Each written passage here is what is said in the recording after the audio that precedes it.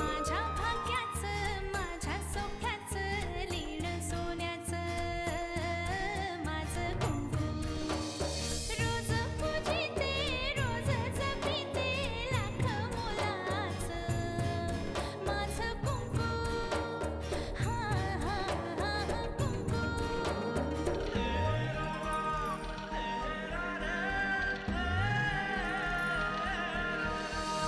मन माझे घर झाले त्याचे मोर स्वप्नाचा दारी नाचे शब्द त्याचे अमृताचे स्पर्श त्याचे चांदण्याचे त्याच्या श्वासाचे त्याच्या डोळ्याचे गुज सांगते माझं कुंकू हा हा हा कुंकू हा हा हा कुंकू आजपासून मी तुझ्यासाठी मेलो आणि तूही माझ्यासाठी मेलीस.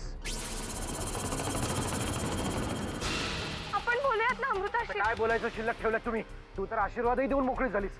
झालं तुझ्या मनासारखं झालं शेवटी. जे झालं ते झालं. त्याला तुम्ही काय करू शकत नाहीस आणि कोणीच काय करू शकत नाही. तू आता एकटं जायचं नाही, आत सोडून जायचं. त्या दिवशी तू जे म्हणत होतीस तसंच झालं. पळून गेली अमृता त्या मुलाबरोबर. जे घडू नये म्हणून जीवाचा इतका आटापिटा केला तेच घडलं. आता कोणाला समजावून काय उपयोग आहे ना. त्याने परिस्थितीत काही फरक पडणार आहे ना सत्य बदलणार आहे. बरोबर आहे तुमचं.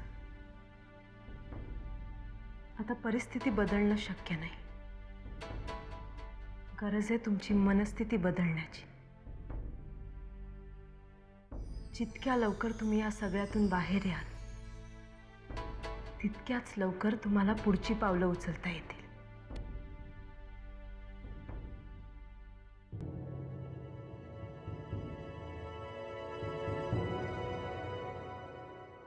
तोपर्यंत छातीवर झालेले वार झेलत बसायचं. दुसरं काय? वार झाल्यावर दुखतंय म्हणून मरणाची भीक मागणारे आणि वार झाल्यावर पलटून वार करणारे अशी दोन प्रकारची माणसं असतात या जगात. मला वाटलं होतं तुम्ही दुसऱ्या कॅटेगरीत पडता. शत्रूने वार केला तर तो अभिमानाने झेलता येतो, पण जेव्हा आपलीच माणसं वार करतात तेव्हा काळजाचे तुकडे तुकडे होतात.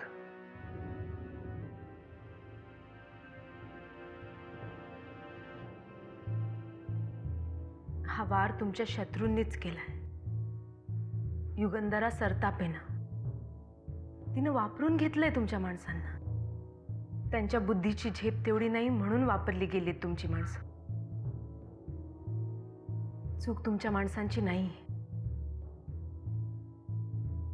मला असं वाटतं ज्याला जी भाषा कळते त्याला त्याच भाषेत उत्तर द्यावं लागतं. तुम्हाला आता तुमची भाषा बदलावी लागेल.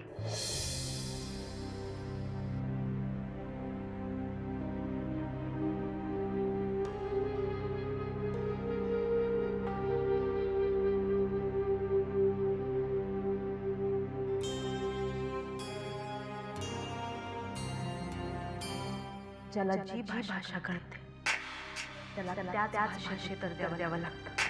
तुम्हाला आता तुमची भाषा बदलावी लागेल.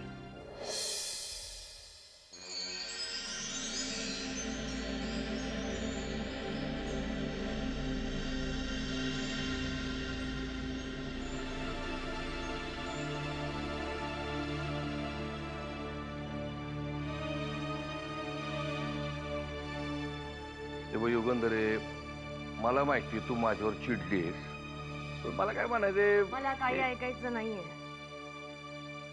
फक्त माझ्या प्रश्नाचं उत्तर दे. आर्यन कुठे? आर्यन बाबा, मला माहिती आहे ना तुम्ही दोघं एकत्र होतात. आर्यन कुठे? आता तुला उत्तरच हवं असेल तर ऐक. मी तुला आधीच सांगितले, आर्यन बाबानं नरसिंहाच्या पोरीशी लगीन केलंय. अगं युगंधरे, या लेकरांनी जो काही निर्णय घेतलाय, त्यांना आत बोलव. तू डोकं तापून घेऊ नको. जण त्यांना आत बोलव.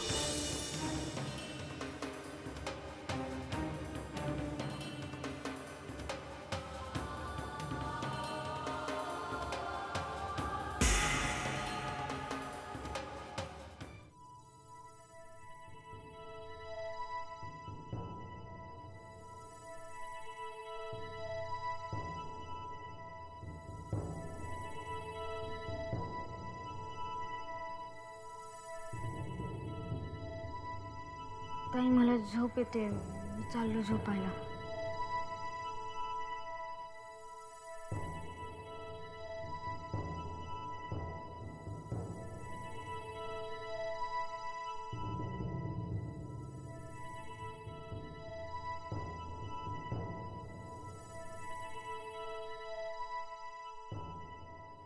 तुम्ही झोपला नाहीत अजून? नाही, झोप येत नाही.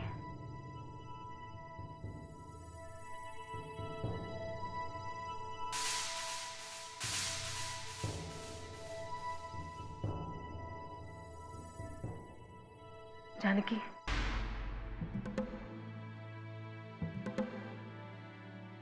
खूप डिस्टर्ब्ड आहेत ते. डोंट माइंड मी सेइंग दिस, पण तू हे करायला नको होतस. मी काय केलं? जानकी, मला माहिती आहे वयाने अजून तू लहान आहेस, पण तुला एवढं तरी माहीत होतं ना युगंधरा सरतापे कशी आहे ते. मग तिने टाकलेल्या जाळ्यात तुम्ही सगळे कसे अडकलात? मला खरंच कळत नाही तुम्ही काय बोलताय ते.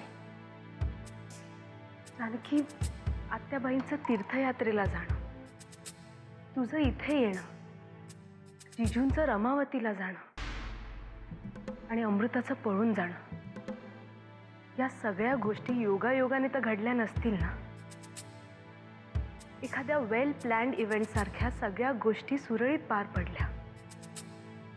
तू इथे येऊन नरसिंहरावांना दिलासा दिला होतास की अमृताची सगळी सिच्युएशन तुझ्या कंट्रोलमध्ये आहे, आणि तिकडे अमृता पळून गेली. जानकी, एवढा मोठा योगायोग असला तरी त्यावर कोणाचा विश्वास बसेल? तुम्ही रागवू नका राधिकाताई, पण ह्या सगळ्या गोष्टींमध्ये तुम्ही नका लक्ष घालू. जानकी, माझं बोलणं जर तुला आवडलं नसेल तर I am really very sorry. पण जानकी, हे सगळं मी तुला यासाठी सांगते कारण तुझ्या नवऱ्याचं तुझ्यावर आभाळा एवढं प्रेम आहे. तू त्यांच्यावर जास्त विश्वास दाखवायला हवा होतास. आपल्या जोडीदाराचा जर आपल्यावरचा विश्वास उडाला तर त्या आयुष्याला काहीच अर्थ राहत नाही. जानकी, हे मला माहिती आहे, म्हणून मी तुला सांगितलं. यामागे माझा स्वार्थ काहीच नव्हता.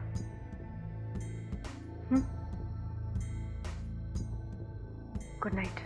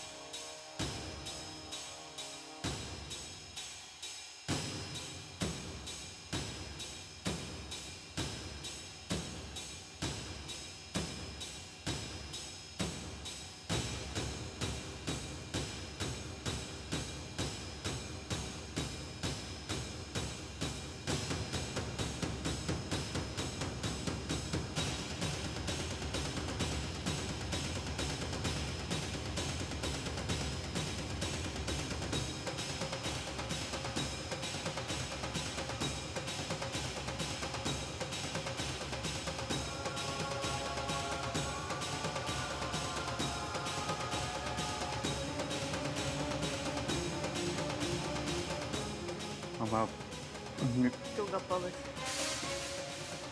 तुझ्याशी मी नंतर बोलेन.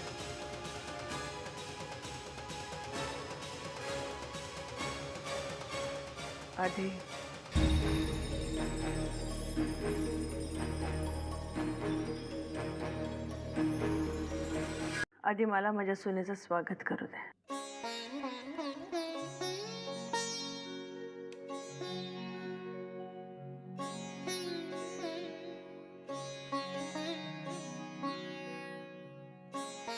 आमच्या घरात सवाष्ण नाही, पण या सगळ्या गोष्टी मी नाही मानत.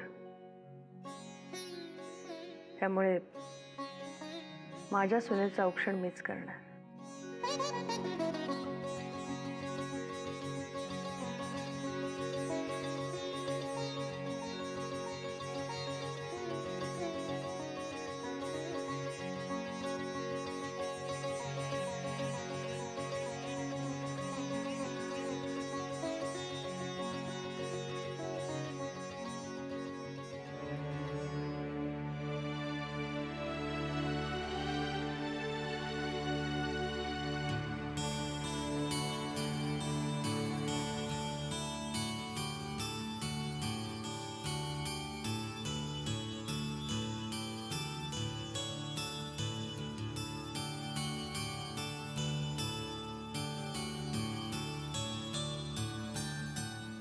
हे माप ओलांडून आत ये.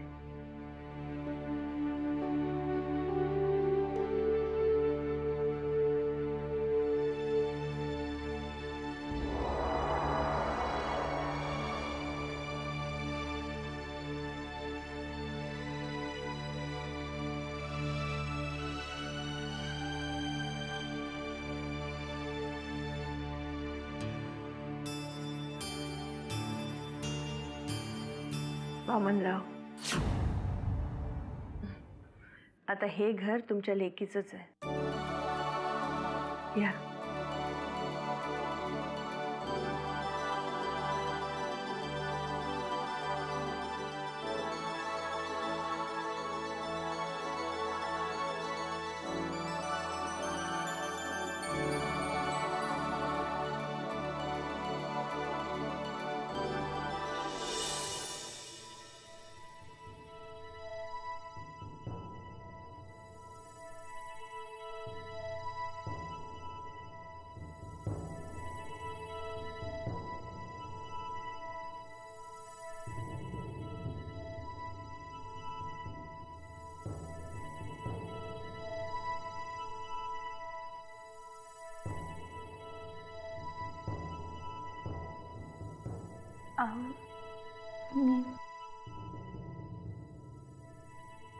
मी तुम्ही माझ्याशी का असे वागताय?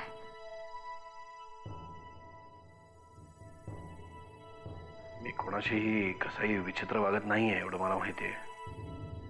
आणि हेही माहिती आहे की तुम्हा कोणालाही माझी गरज नाहीये.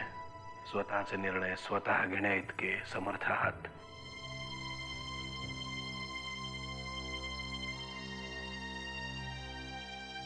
तुमचा काहीतरी गैरसमज झालाय.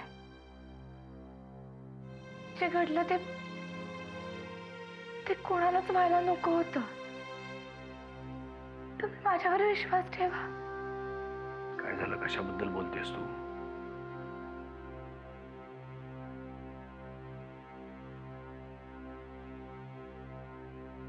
असं काय बोलताय? आपल्या अमृताबद्दल बोलतेय मी. अमृता कोण आहे ही? म्हणजे ओळखतो का मी हिला? असं नका बोलू.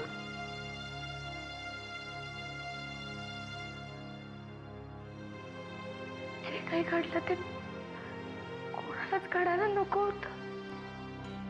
हे बघ जानकी, तू ज्या मुलीबद्दल बोलतेस मी तिला ओळखत नाही. आणि माझी जी मुलगी होती ती आता नाही आहे या जगात. त्यामुळे काहीतरी वायफळ बोलून माझा वेळ वाया घालवू नकोस. निघ इथून.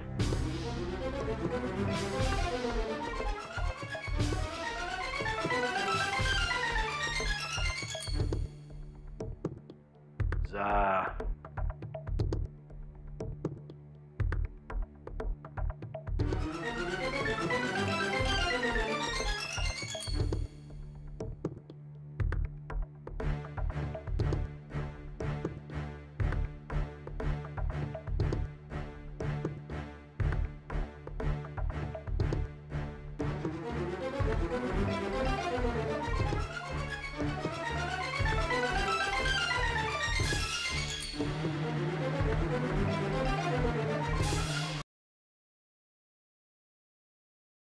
चला मी निघतो आता.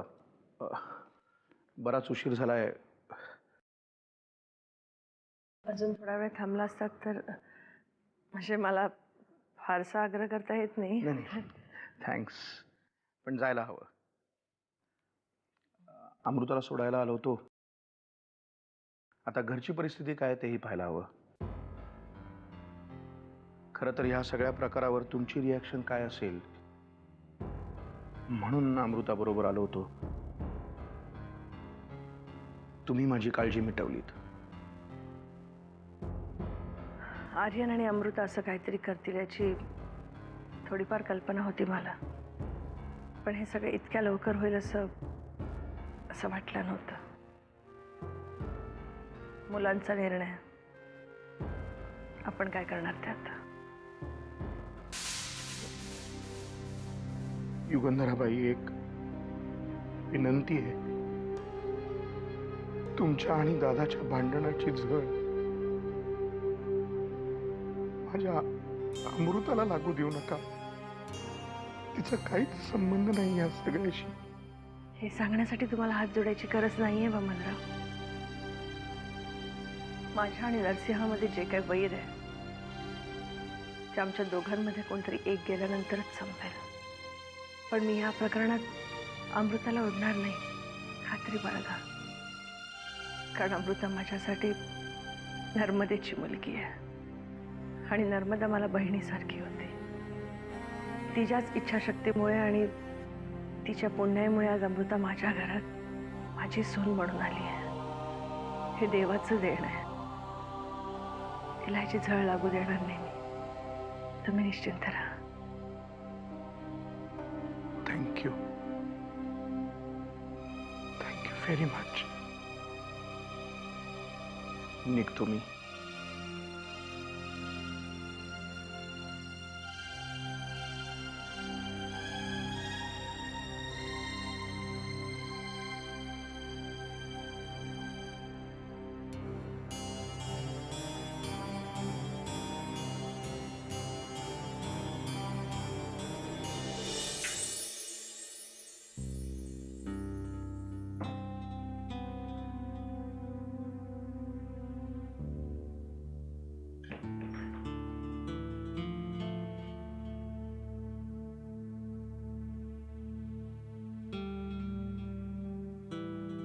आर्यन, हे सगळं मम्मा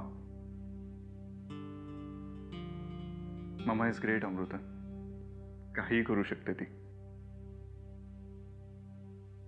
आर्यन, मला मला भीती वाटते रे. हे सगळं त्या काय म्हणायचंय तुला? अमृता, तुला असं वाटतंय की मम्मा हे सगळं वरवर वागते? अमृता, अगं हा सगळा तिचा दिखावापणा वाटतोय का तुला? असं नाही रे, पण हे बघ अमृता, मम्मा अशी नाहीये. मी तुला याआधीच सांगितलं होतं, ती आपल्या दोघांचं लग्न लावून द्यायला तयार होती.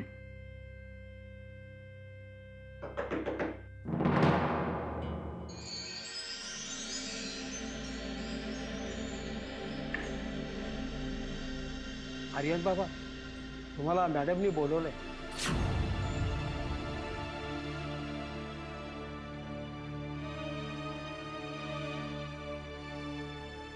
चल अमृता. नाही, फक्त तुम्हालाच बोलवलंय.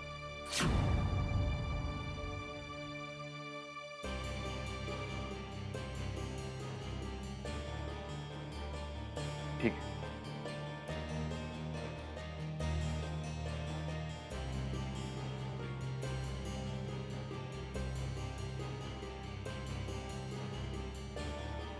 अमृता